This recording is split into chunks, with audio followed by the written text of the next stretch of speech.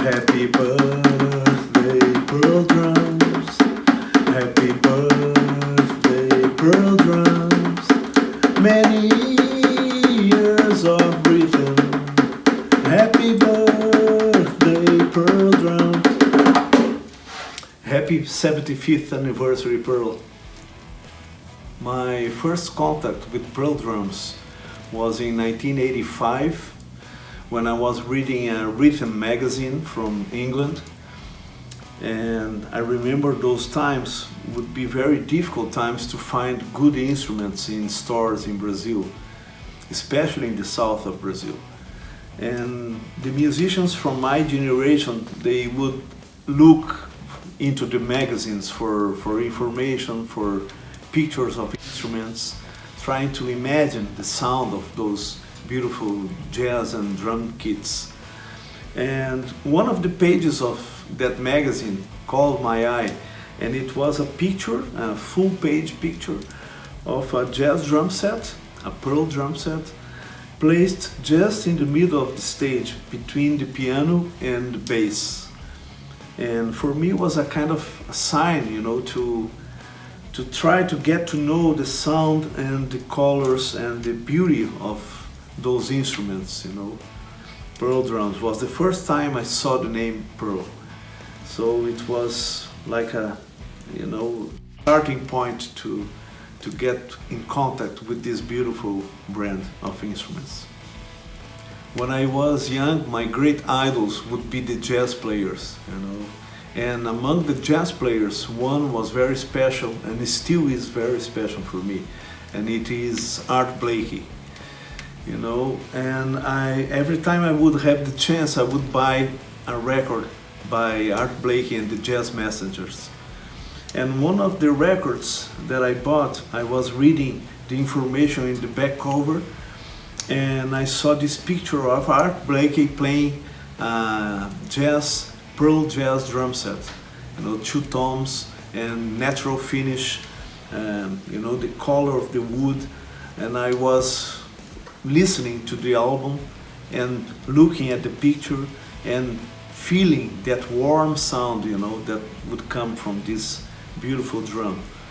And then it was a kind of point where I realized that many of my idols would play pearl drums, like Dennis Chambers, Art Blakey, Omar Hakim, my good friend Horacio Negro Hernandez, also my great friend Gary Husband. All would be like pearl, you know, players. And also one of of the drummers that would impress me more in that time was Alphonse Mouzon. And Alphonse Mouzon also was a pearl drum set player. And this was a kind of, you know, encouragement for me to go deeper in my research of the sound of pearl.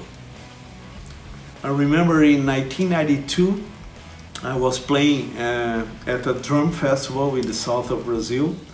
It was a big event, and the pearl guys would be there.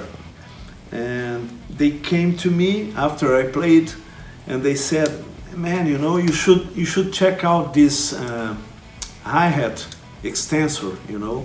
It was a closed hi-hat holder, and they gave the piece to me, you know. It was by Pearl, and it was like, you know, just to be short, I still use this same closed hi-hat holder until now in my drum set, you know. This can show the quality, the strength, and the commitment of Pearl with the materials and all the gear that they produce.